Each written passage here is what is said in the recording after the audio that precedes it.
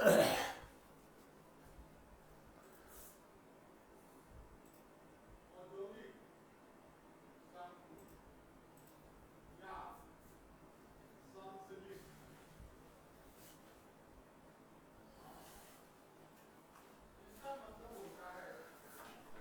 Morning students.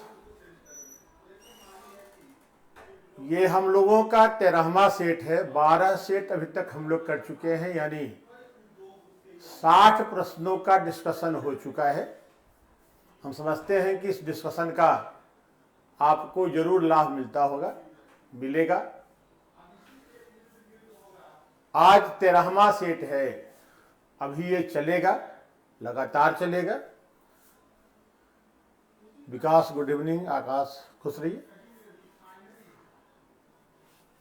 आज का जो पहला क्वेश्चन है कि भारत में किसी दल को राष्ट्रीय दल बनने हेतु पूर्व चुनाव में कम से कम कितना प्रतिशत वोट प्राप्त करना होना चाहिए। क्या होगा?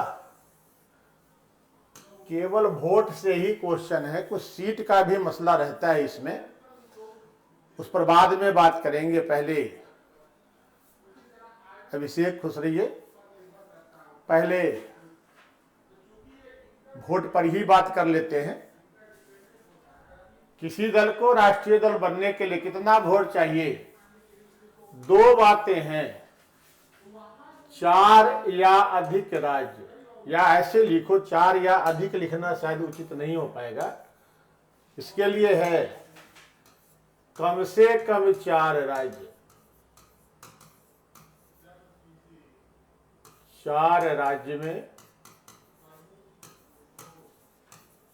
कुल परे वैध मतों का कितना 6% प्राप्त होना चाहिए, है ना। 6% वोट लाना है।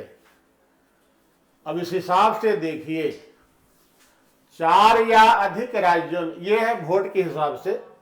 एक और भी इसमें है कि लोकसभा की कम से कम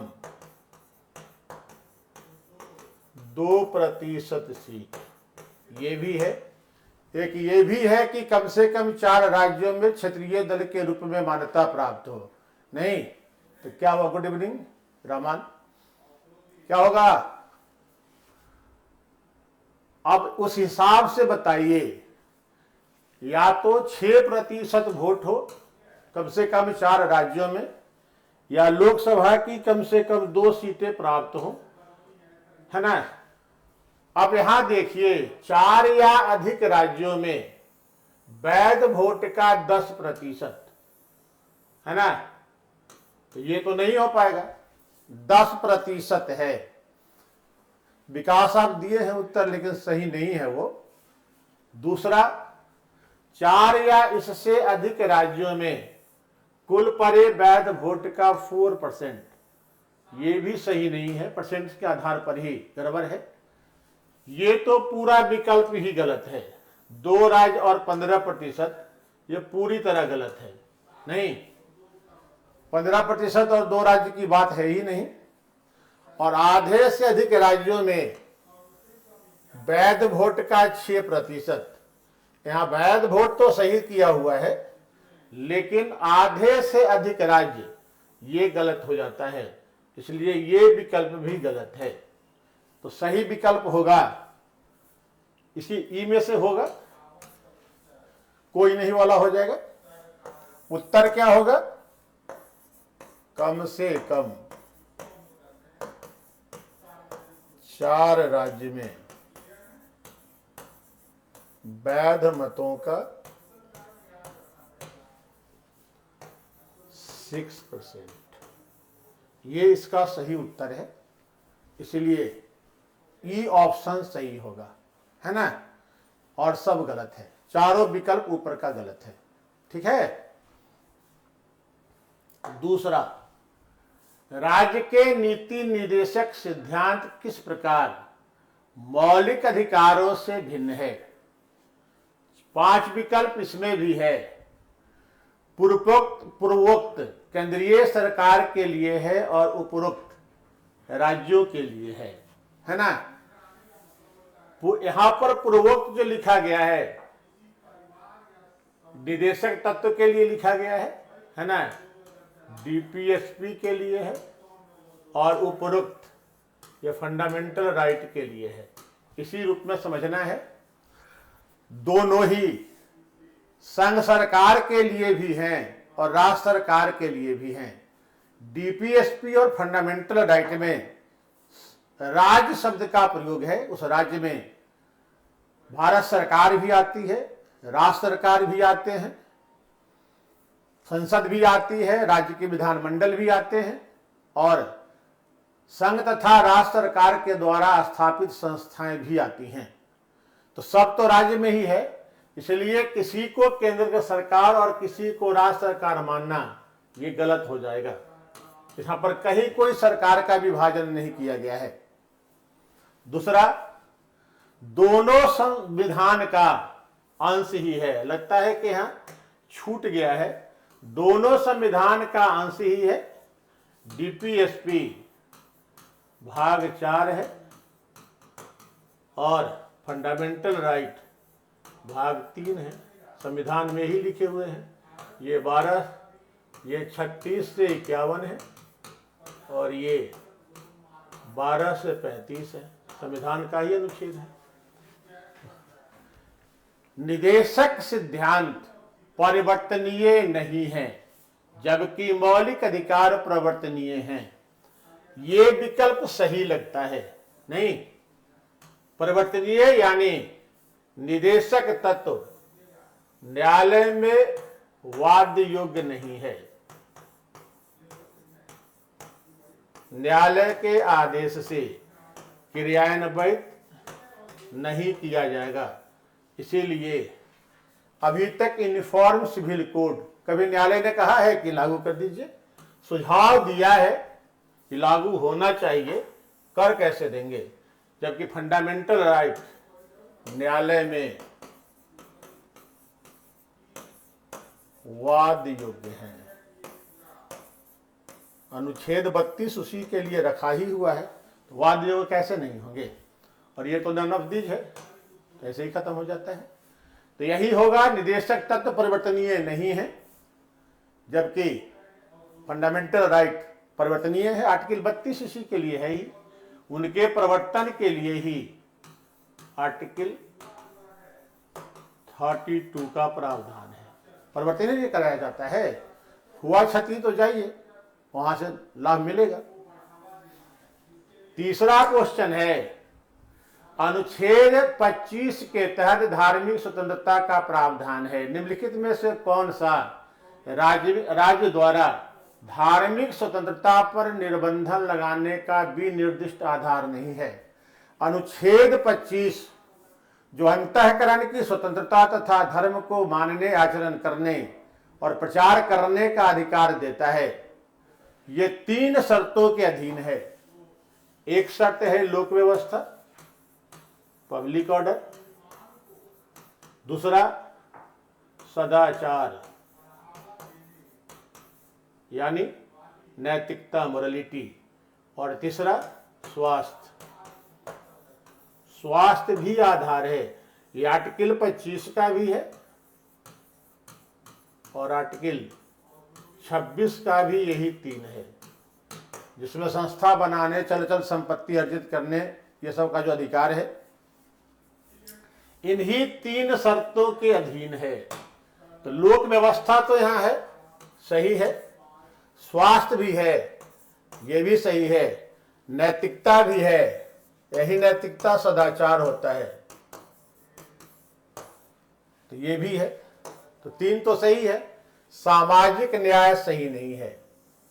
सामाजिक न्याय के आधार पे कोई शर्त आरोपित नहीं है, नहीं रोका जा सकता है ना। तो ये 3 बचेंगे। तो 3 तो है ही, लोक व्यवस्था, सदाचार और स्वास्थ्य। इन्हीं 3 शर्तों के तहत 25 भी है, 26 भी है, दोनों है ना। अन्य तो जो भी है, सबसे ज्यादा निर्बंधन तो 19 में लगा हुआ है, उसमें भी 19(1) क जो है वाक्य एवं अभिव्यक्ति की स्वतंत्रता 8 शर्तों के अधीन है ना। इसके बाद 25 में है, 25 में यही 25-26 दोनों में 3 ही हैं। लोक व्यवस्था, पब्लिक। अब जैसे कभी कभी देखते हो ना कि जुलूस निकल रहा है, दुर्गा पूजा विसर्जन का है या मुहर्रम का है या अन्य जो भी होता है, प्रशासन रूट तय कर देता है कि आपको उधर से ही जाना है, तब आप ना कहिए, नहीं कह सकते हैं कि धार्मिक स्वतंत्रता का अधिकार है, जयवे करेंगे, है ना, रोक रहती है उस पर। तो लोक व्यवस्था के अधीन है, कानून व्यवस्था पर बुरा प्रभाव नहीं पड़ना चाहिए, नैतिकता प्रभावित नहीं होनी चाहिए। धर्म का विषय नैतिकता से जुड़ा होता है और स्वास्थ्य प्रभावित नहीं होना चाहिए। प्रायः सभी धर्मों में उपवास को शुद्धिकरण का सबसे तगड़ा उपाय माना जाता है। प्रायः धर्मों में लगता है भी, लेकिन अगर उपवास से आपके स्वास्थ्य पर बुरा प्रभाव पड़ता है तो जबरदस्ती भी आपका उपवास तोड़वाया जा सकता है। उस समय वो धार्मिक स्वतंत्रता का मामला नहीं आ पाएगा।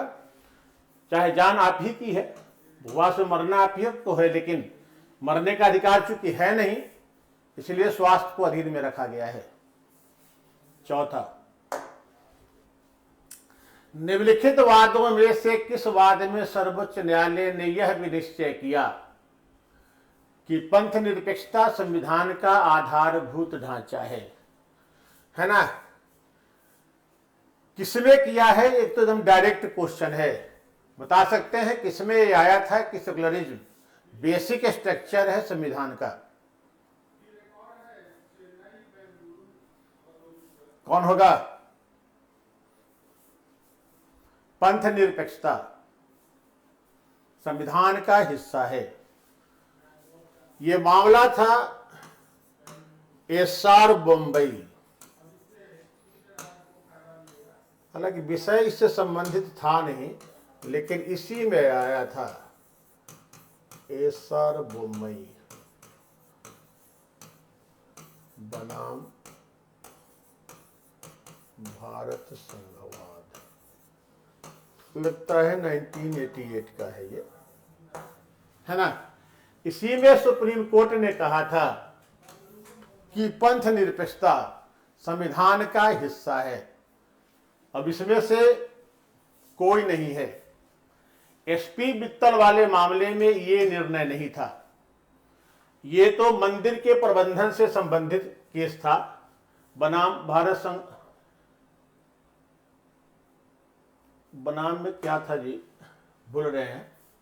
और ये अरुणा राय बनाम भारत संघवाद, ये तो कर्मचारी यूनियन था, उससे संबंधित मामला था। तीनों में से कोई नहीं है, तीनों गलत है। इसका सही उत्तर है एसआर बोमई बनाम भारत संघवाद 1988, जिसमें सुप्रीम कोर्ट ने यह परिभाषित किया कि पंथ निरपेक्षता संविधान का मौलिक लक्षण है, उसी से यह आया है। तो ये उत्तर हो जाएगा।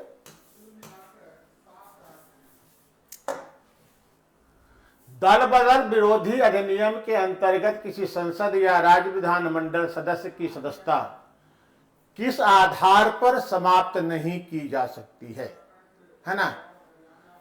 कौन सा होगा? दल बदल अधिनियम में सदस्यता समाप्त होने की 4 शर्तें हैं। एक, यदि स्वेच्छा से दल का त्याग कर देता है, पहला यही है, स्वेच्छा से दल का त्याग,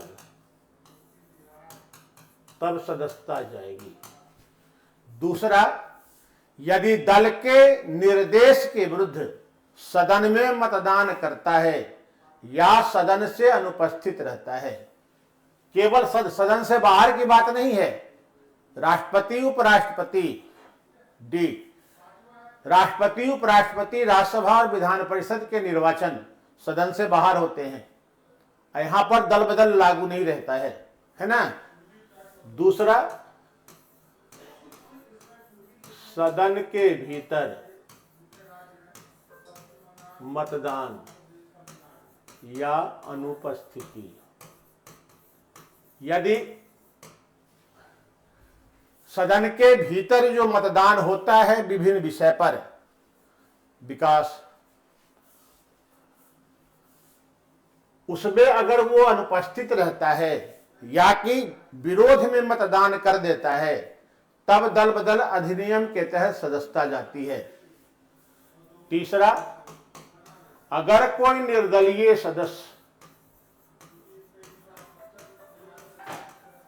किसी दल की सदस्यता लेता है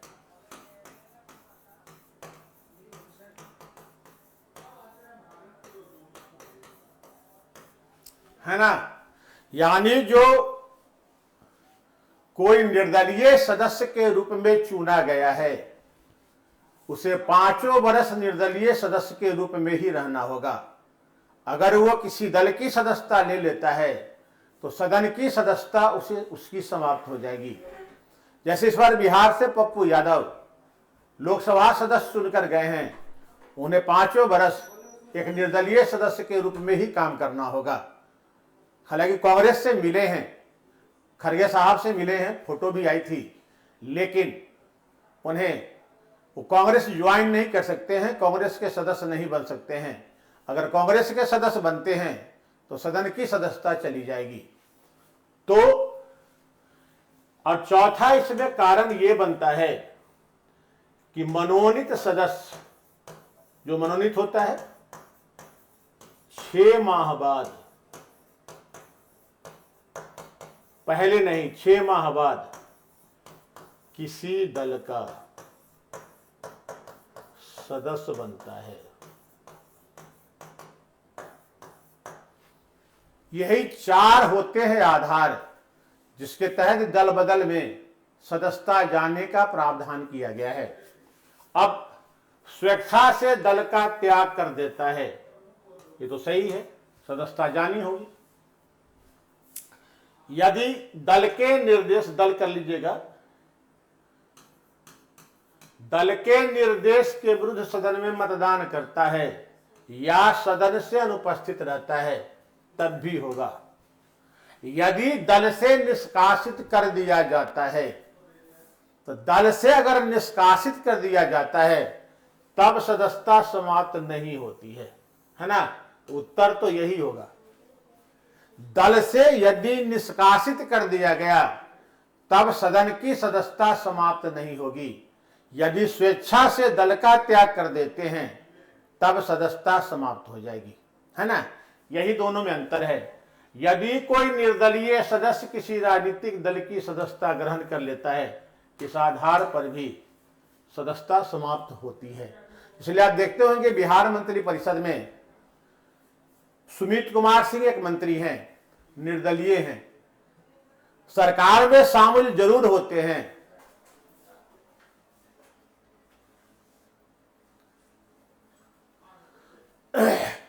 एक मिनट, सुमित कुमार सिंह शामिल जरूर हैं सरकार में, लेकिन निर्दलीय सदस्य के रूप में शामिल होते हैं। न तो उन्होंने बीजेपी की सदस्यता ली है, न जदयू की सदस्यता ली है। एक निर्दलीय सदस्य के रूप में ही सरकार का हिस्सा बनते हैं, वहां सदस्यता नहीं जाएगी। लेकिन अगर किसी राजनीतिक दल में शामिल हो जाते हैं तब उनकी सदस्यता चली जाएगी, है ना। तो निर्दलीय को तो ये भी सही है, केवल ये गलत है अगर दल से निष्कासित किया गया तब सदस्यता बनी रहेगी, और अगर आप स्वेच्छा खुद से अगर दल छोड़कर चले जाते हैं तब सदस्यता चली जाएगी। जैसे 2014 में पप्पू यादव राजद के टिकट से मधेपुरा से चुनाव जीते थे। लगता है 1 साल के भीतर ही लालू जी ने उन्हें पार्टी से बाहर कर दिया था, अभी भी राजद से बाहर ही हैं। तो बाहर हो गए, लेकिन वो 5 साल लोकसभा के सदस्य बने रहे, क्योंकि उन्होंने छोड़ा नहीं था, छोड़वा दिए गए थे, निष्कासित किए गए थे। और निष्कासित होने की स्थिति में सदस्यता पर कोई प्रभाव नहीं पड़ता है, छोड़ देने पर सदस्यता चली जाती है। 4 नंबर आकाश, सॉरी,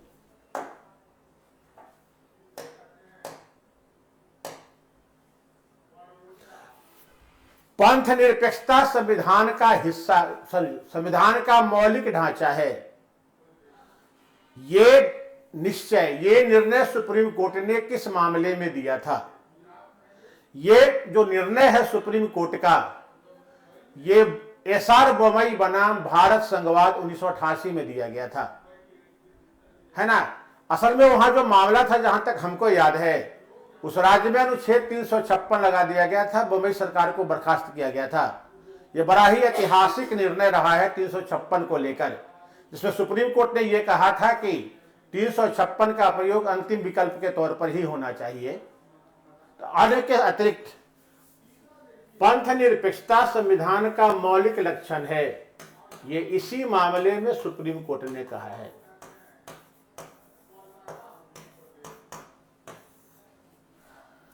सुप्रीम कोर्ट ने इसी मामले में कहा है कि पंथ निरपेक्षता संविधान का मौलिक लक्षण है ना। जैसे अन्य मामलों है ना, जैसे मौलिक अधिकार कह दिया है, संघवाद कहा है, गणतंत्र कहा है, लोकतंत्र कहा है, जुडिशियल रिव्यू कहा है, या न्यायालय की स्वतंत्रता कहा है। तमाम बातें सुप्रीम कोर्ट के निर्णय से ही बेसिक स्ट्रक्चर डिफाइन है, नहीं तो कोई परिभाषा तो उसकी है नहीं, सुप्रीम कोर्ट ने भी नहीं कहा है। लेकिन जिन जिन बातों को उसने कहा है कि ये मौलिक लक्षण है, स्वीकार तो किया जाता है। तो बोमई मामले में ये हुआ था कि पंथ निरपेक्षता संविधान का मौलिक ढांचा है, ठीक है। तो बोमई केस होगा, ठीक है। मनोनीत सदस्य जो होते हैं, जैसे किसी को मनोनीत किया गया, जैसे मान लो उसमें पूरा प्रावधान है, हम वही बता दे रहे हैं।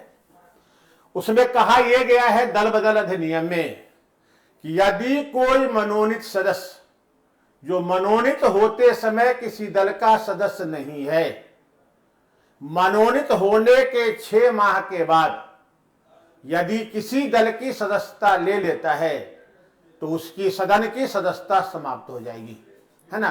पूरा प्रावधान इतना लिखना होगा। तो ऐसे इसको कर लीजिए, यदि कोई मनोनीत सदस्य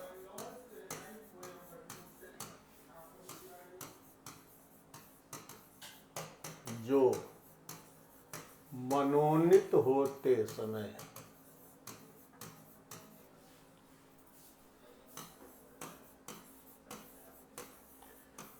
किसी दल का सदस्य नहीं था, मनोनीत होने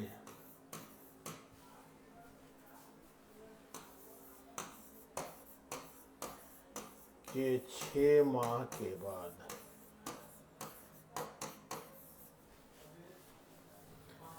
किसी दल की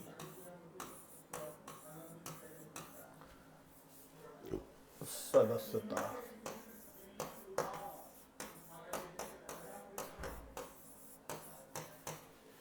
ग्रहण कर लेता है ना। पूरा प्रावधान ये है। निर्दलीय कोई दल ज्वाइन नहीं करेंगे जब तक सदन का कार्यकाल है। हालांकि इसमें यह भी है कि दल अगर स्वेच्छा से छोड़ते हैं या दल के निर्देश के विरुद्ध मतदान करते हैं, सदस्यता न जाने का भी प्रावधान है। लेकिन अब यहां तो करना उसे संभव है नहीं, जब पढ़ते हैं तो उसको पढ़ लेते हैं हम लोग। और दल बदल अधिनियम के तहत सदस्यता सदन का सभापति या अध्यक्ष समाप्त करता है। ये एक दिन हम लोग एक क्वेश्चन के डिस्कशन में पढ़े भी थे। तो यही था आज का 5 क्वेश्चन। एक बार इसको और देख लेते हैं। राष्ट्रीय दल बनने के लिए कम से कम 4 राज्यों में कुल परे वैध मतों का 6% मत आना आवश्यक होता है। केजरीवाल का जो है आम आदमी पार्टी, आप उन्हें दिल्ली में पहले से था, फिर हरियाणा में सरकार बदी वहां मिल गया, गुजरात में 6% से अधिक वोट आया और हिमाचल प्रदेश में भी आया, तभी उन्हें राष्ट्रीय दल का दर्जा मिला था। दूसरा, राज्य के नीति निर्देशक तत्व मौलिक अधिकार से इस मामले में भिन्न है कि मौलिक अधिकार न्यायालय द्वारा वाद योग्य है, न्यायालय में वाद योग्य है, जबकि निदेशक तत्व वाद योग्य नहीं होते हैं, प्रवर्तनीय नहीं होते हैं। तीसरा, अनुच्छेद 25 के अंतर्गत जो धार्मिक स्वतंत्रता का अधिकार दिया गया है उसका आधार सामाजिक न्याय नहीं रखा गया है।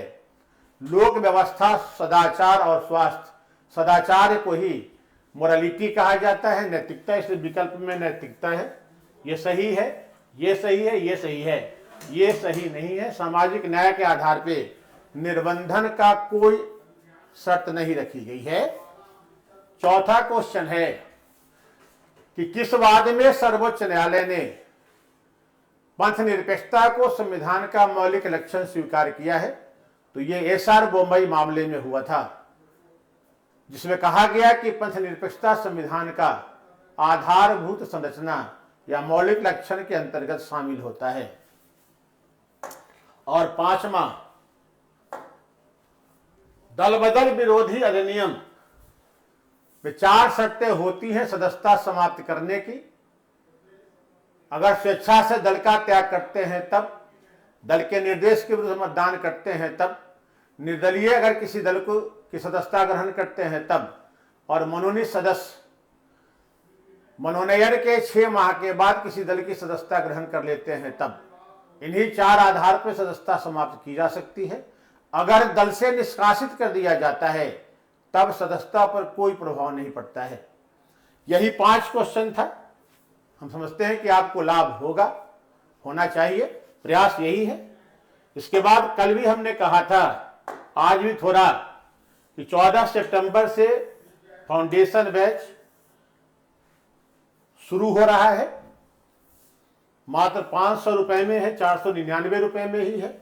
50 दिनों में समाप्त करना है ना। 50 डेज 50वां क्लास में समाप्त होगा। प्रत्येक दिन साथ में शाम में 7:30 से 9 PM तक क्लास चलेगा।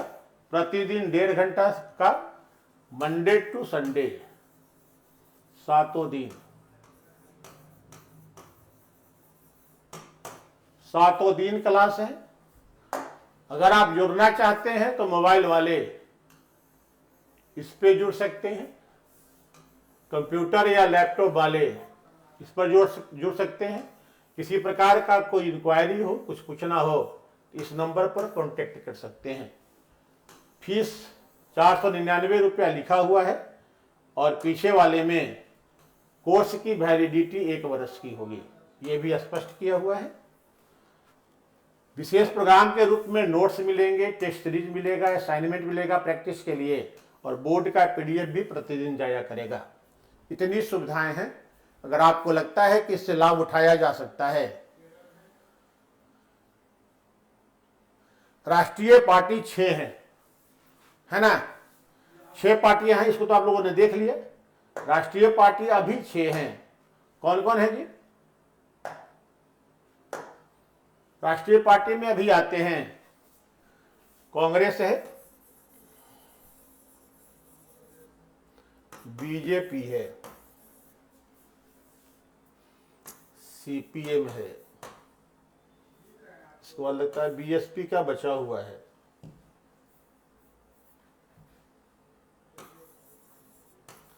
एक NPP है, नेशनल पीपुल्स पार्टी नॉर्थ ईस्ट में कार्यरत है, 5, और एक आप है, 6। NCP, CPI और होता है तृणमूल कांग्रेस, तीनों का नेशनल पार्टी का दर्जा समाप्त हुआ। और आप नया जुड़ा है इसमें। तो यही पार्टियां हैं जो नेशनल पार्टी हैं।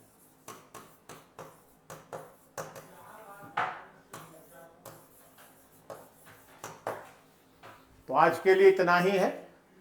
फिर कल को 5 क्वेश्चन के साथ मिलेंगे। आज आप लोगों ने पूछा है, अच्छा लगा, आगे भी पूछते रहिए। केवल ABCD से काम नहीं चलेगा, कहाँ जो कहीं दिक्कत है तो जरूर पूछा कीजिए, हम उसको स्पष्ट करने का पूरा प्रयास करेंगे। नहीं भी होगा इसमें कौन सी बड़ी बात है, लेकिन प्रयास करेंगे कि आपका कंसेप्ट पूरी तरह क्लियर रहे। वो बहुत लेंदी होता है बाबू, वैसे नहीं किया जा सकता है, ठीक है। चैप्टर वाइज करना संभव नहीं है। कोई कोई चैप्टर में इतना क्वेश्चन रहता है कि किसी में रहता ही नहीं है। इसलिए जो उपयोगी क्वेश्चन है उसी का डिस्कशन बेहतर होता है। ठीक है ना। तो आज तक के लिए इतना ही, धन्यवाद।